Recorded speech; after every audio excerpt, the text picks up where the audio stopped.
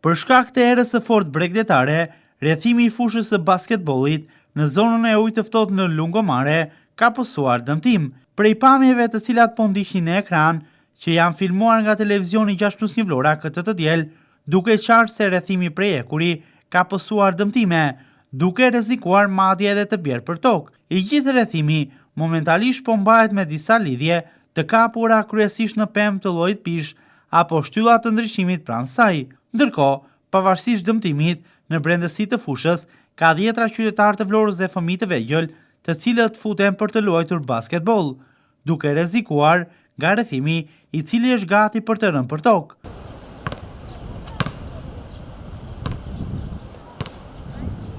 Ndërkohë, një tjetër problematik evidentohet edhe në fushën e basketbollit, e cila sapo është rehabilituar.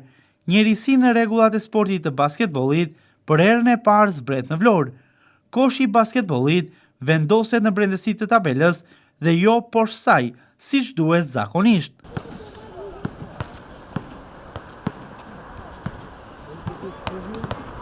Babaçe Hoxha, ish trajneri i ekipit të tërejave në basketbol për femra të ekipit të Vlorës, tregon se tabela e basketbollit është diçka që i vret syt, jo vetëm atij, por të gjithë adhuruesve të këtij sporti.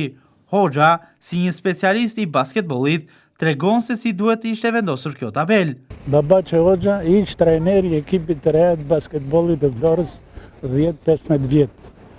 Dhe sa herë kaloi këtu që shetis, më bie në sy kjo vendosja e unazës së tabelës të koshit, e cila nuk është vendosur atje ku duhet vendoset. Lartësia nga toka tek unaza duhet jetë 3.05 dhe vjet poshtë atij katrorit të bardhë.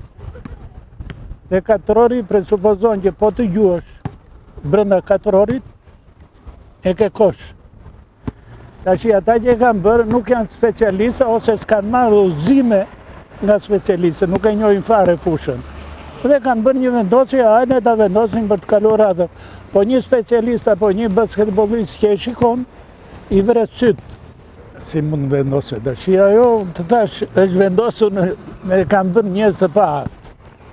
Nuk e kanë idenë se sa duhet jetë dhe si duhet jetë. Po patjetër ajo është, këtu të tash unë edhe gjigantët e Amerikës të NBA që kërcejnë, janë gigantë, e kanë të vështirë të bëjnë një kosh, të ngulin një kosh aty, të bëjnë një ngulje të topit, sepse është shumë lartë. Edhe lartësia e koshit besoj është shumë. Patjetër është shumë lartë, ajo të thash duhet jetë 3.05, ajo mund të jetë 20, 3.25 lartësia që ka mund ta.